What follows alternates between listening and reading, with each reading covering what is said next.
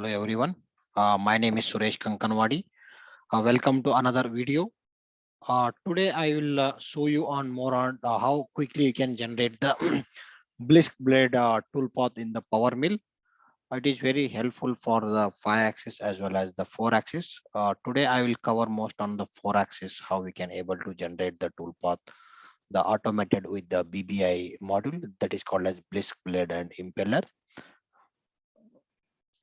On that, I'm going to start with the model. This is, you can see the model. Once you imported the model, very the much required to separate the model into the sets and levels.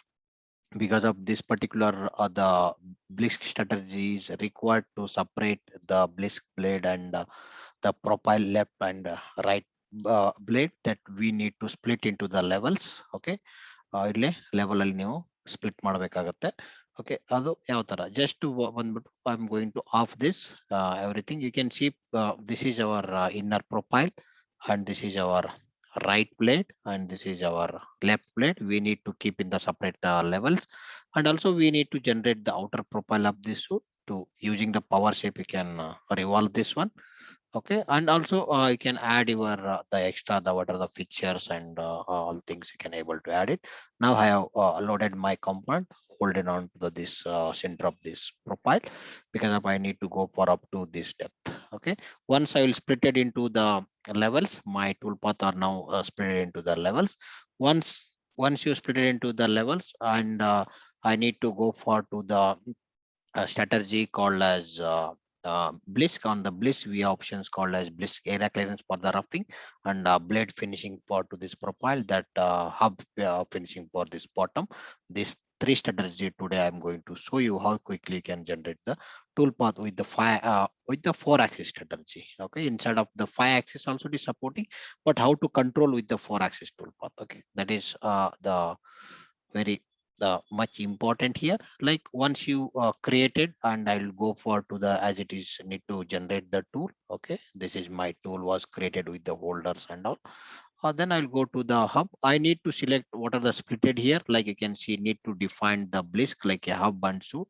This is my hub area. You can see this is, and this is my south area, need to mention on the south.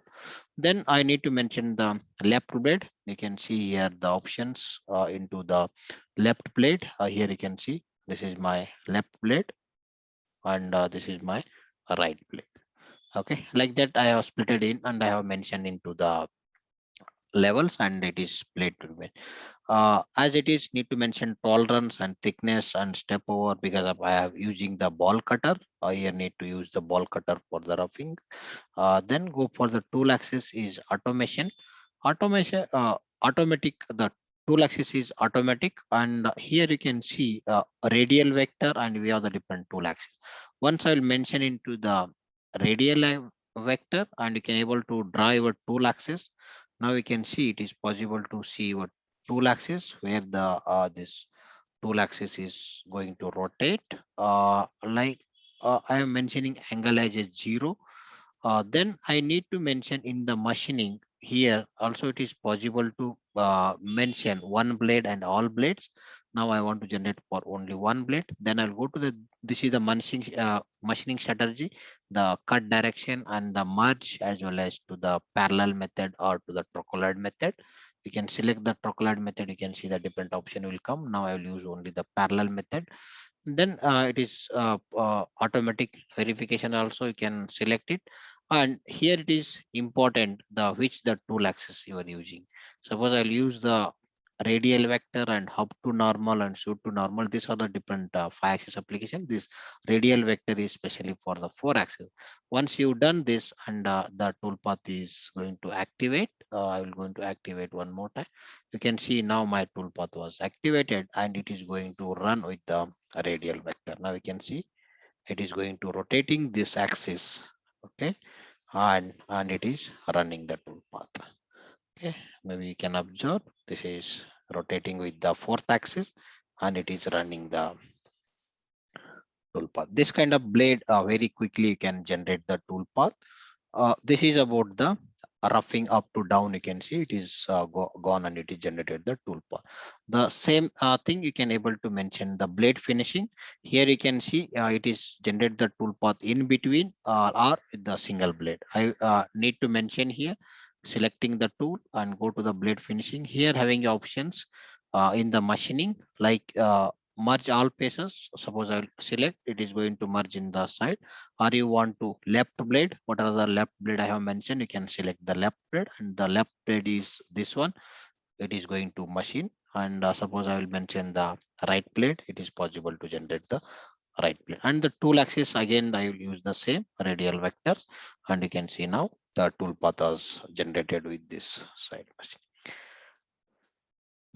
Okay, on this you can see it is going to run on the two paces, or you want to pull blade, you can generate it. And one more is the bottom finish, we called as hub finish. It is going to generating on the bottom area. You can see how the smooth tool path was generated into the bottom profile.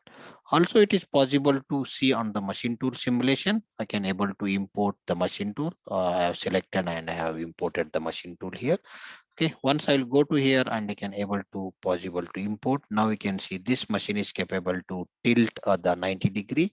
It is, I will go to the homing. Now we can see the how the homing. This is actually the machine was like this, and I'll just on my machine, and now we can see my tool path was going to run with the 90-degree tilting of this. Now you can see the tool path was rotating. This C axis is rotating, and A axis was tilted 90-degree. Also, you can see the what are the axis motion is. Now we can see B is tilted 90-degree, and C was rotating. Okay, this is very quick, and also you can check any collision or any gouges in the model. Everything you can check the before giving the NC program. The machine simulation is very useful when you are doing the multi-axis machining, or the any three-axis machine also you can use it. But we need to generate this MTD file for to the that particular machines, and you can generate the tool path. Okay, now I'll doing the finishing. Now we can see the how the three axis is moving here. Okay, on this on this video you understand how to do the blisk blade and impeller machining, roughing, finishing, and hub finishing with the splitting in the levels, and importing with the machine tool.